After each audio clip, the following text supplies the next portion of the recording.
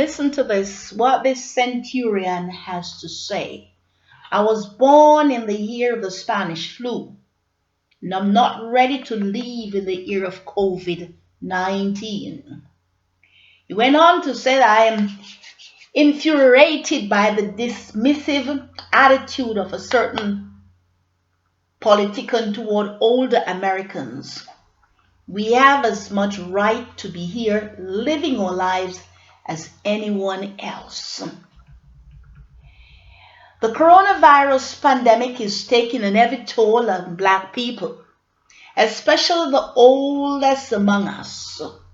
But quite a few intelligent young people are not taking the virus seriously. They continue to go out and gather in large groups. It's a serious threat to all their well-being and that of their families and friends. I am not here to scold, but I hope my experience can help you young people consider why we need to take serious precaution to protect ourselves, our family, and our communities. And he went on and he said, I was born during the Spanish flu epidemic in 1918. My sister died in the epidemic. I doubt my mother ever recovered from that loss. Yet, my mother went on living another half century despite health problems, the Great Depression and World War II. Mother was just one generation removed from slavery. In 1919, she and my father moved the family from Alabama to Chicago to escape Jim Crow and racist terrors. All three of her surviving children became well educated. My brother and I fought in the U.S. Army in World War II and became decorated veterans. Battles are not won in weeks. Now we're going to have to fight this pandemic as hard as we fought back then. The president has claimed the virus will magically disappear one day now. In reality, no historic battles is won in a few days or weeks. It's a good thing he wasn't president during World War II, or you'll all be speaking German right now, and I wouldn't be speaking at all. They call my group age the greatest generation because we fought in World War II. But now in my old age, I believe you young people will have the new greatest generation. I am infuriated by the dismissive attitude of certain politicians towards older Americans, especially now, as we seniors are threatened by this virus. They act like they are expendable, but we have as much right to be here living our lives as anyone else. My contemporaries and I have vast reserve of planet, our talents, idea, and positive experiences. We have been change makers, and we are not done yet. Talk to your own grandparents if you are fortunate enough to have them with you. Ask them what they have been through. It is not enough to respect your elders. You also got to protect them. Make sure they have what they need, but keep your distance for the time being. Follow the advice of scientists and doctors. Stay home. Wash your hands. Cover your face and so on to prevent spreading the virus. To practice this rule in a form of resistance to historic injustice. Back in the World War II, we made a united effort to defeat our enemies. The future of democracy was at stake. Every family sacrifice.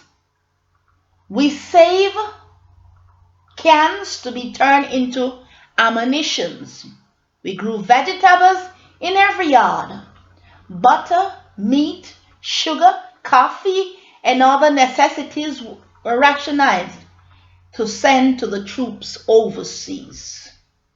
We look out for each other. We united even though we were still segregated inside the army. We said among ourselves, we will solve that problem once we get back home. Protecting everyone and our election. I am proud of the young people who are now organizing on the South Side, delivering food and supplies to those in need. They are acting with purpose and leadership. Besides our elders, we must protect those who have been locked up. We on the outside should be demanding protection for them. We've got to treat them fairly and with all due haste. Release as many as possible. Get them access to health care and make sure they are housed. I am worried too that the president may seize this opportunity to delay and even prevent the national election next fall. We need a national system of alternative methods for voting, such as mail-in ballots. I am optimistic that we can mobilize the electorate and defeat the incumbent.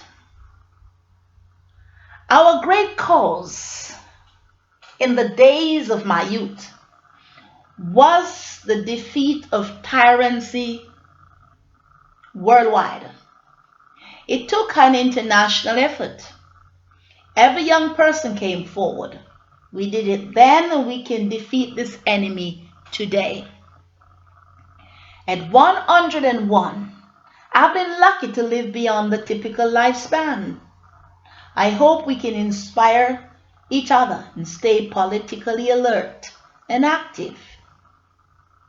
In the word of my favorite old spiritual hymn, I'm so glad trouble don't last always. This is Centenarian Timel D. Black.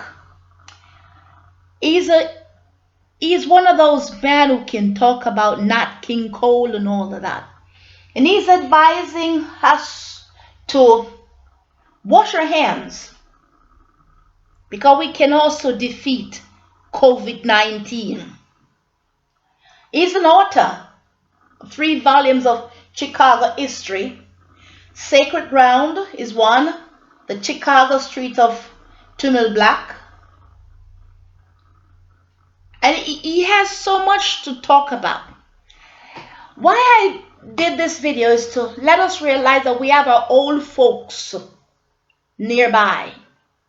We got to learn to respect them, not just respecting them. As he said, we got to protect them. Don't just cast them aside. We got to learn to look after them very well. And we got to learn to listen to them.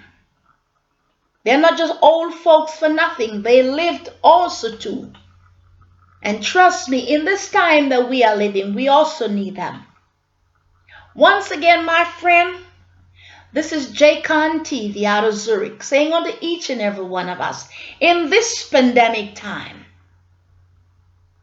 wash your hands, wash your face, cover your face when you cough, sanitize your hands, and moreover, protect yourself the way you want others to protect you, and protect others the way you want others to protect themselves.